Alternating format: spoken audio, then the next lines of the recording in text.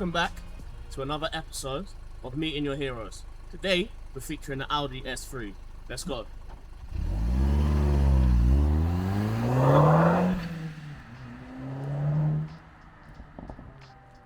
I've driven modern hot hatchbacks and they just don't feel the same as this. This thing's raw, I can feel the road, especially for something with the Audi S3 4-wheel drive system. It's meant to be safe. It's meant to take away some of the edge of a car with this much power, but it does the job so well.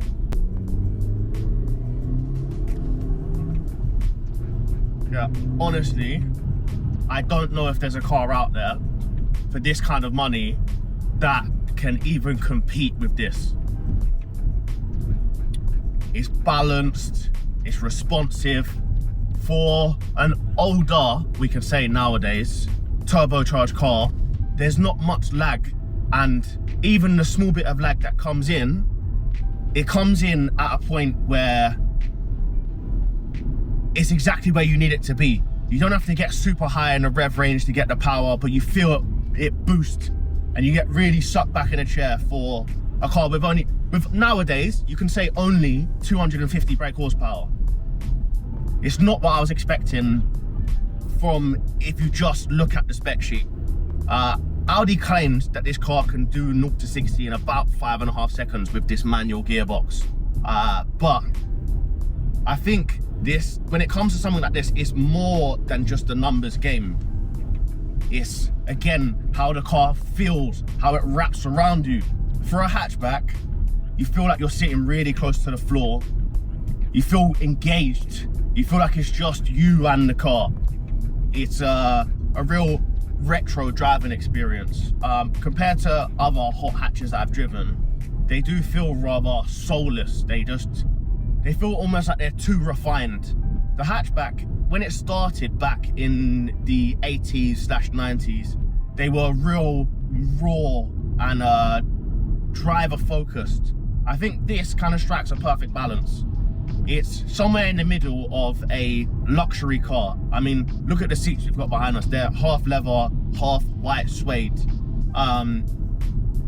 It feels put together. There's no rattles. For a car that's done nearly 100,000 miles, you just really wouldn't be able to tell. If I put a sticker over the dashboard, you'd never be able to tell the difference between this and a car that had maybe done 40k miles. It feels tight, it feels nimble. Again, it's responsive.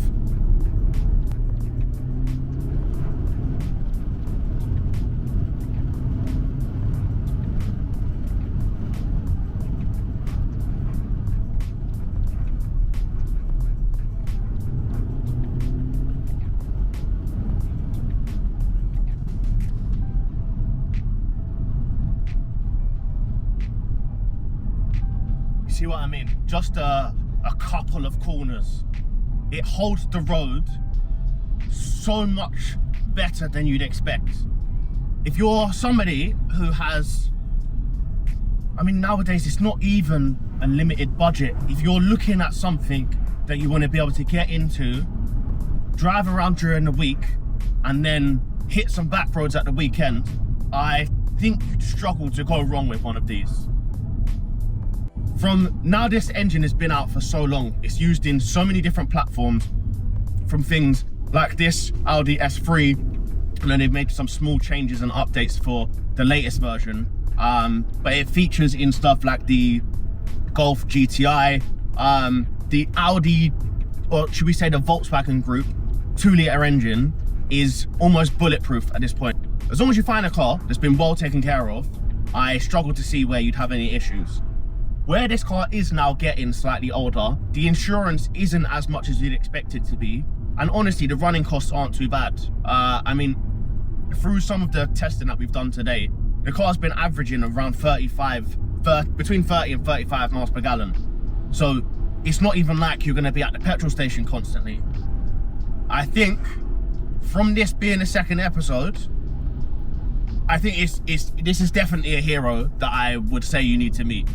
If you were, as a kid, the same age as me, around 9 or 10 when these things first came out, I think if you've got the money aside, you want something fun, but also practical, you need to get yourself in one of these immediately.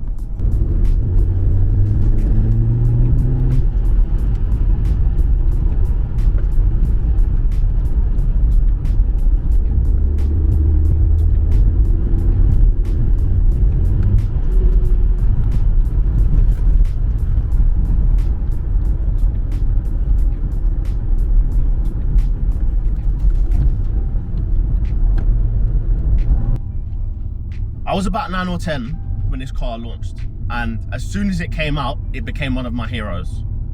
It's a car that blends the insanity of what was old hot hatches with the refinement and luxury of an Audi. Just while we're in this more congested area, let's run through what you can get your hands on for between 5 and say 15k. You're looking at standard 260 brake horsepower, 1.4 tons, 4-wheel drive, 2-litre turbo engine. It's producing around 350 newton meters of torque. The car was produced between 2006 and 2012. So it is right in that midpoint of before cars didn't have enough technology and today where they have too much.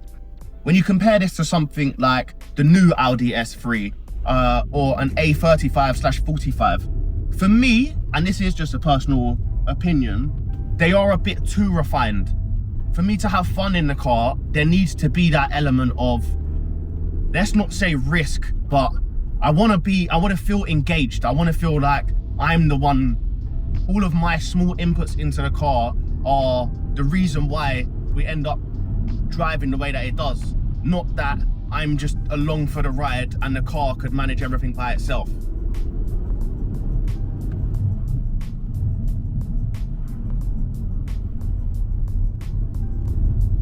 The Audi S3, from its inception until its most recent release, has always been known as the grown-up hot hatch.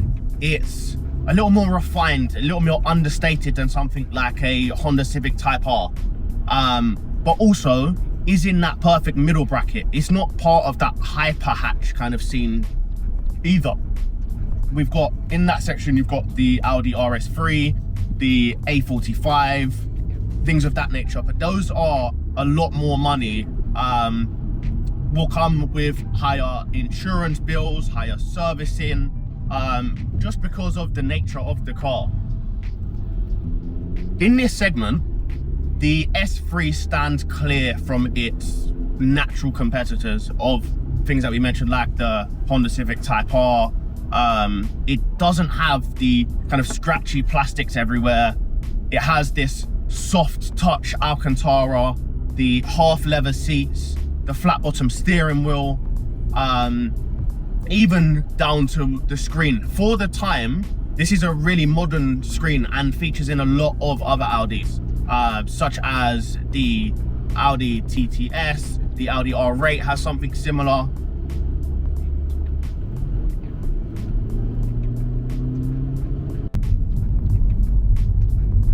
Let me show you the two sides of this car.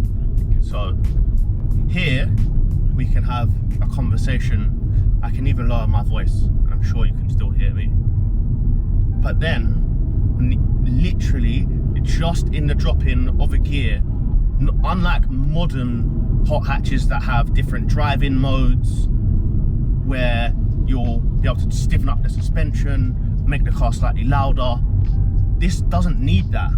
It really is the best of both worlds all in one package in the most simple platform ever. The design language of the Audi S3 has always been that it remains understated, still clean, but there are some sharp elements to the car.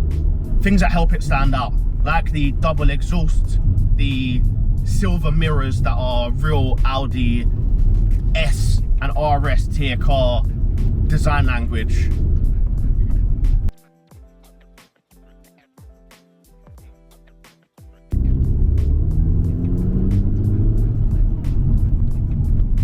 These roads are unbelievable.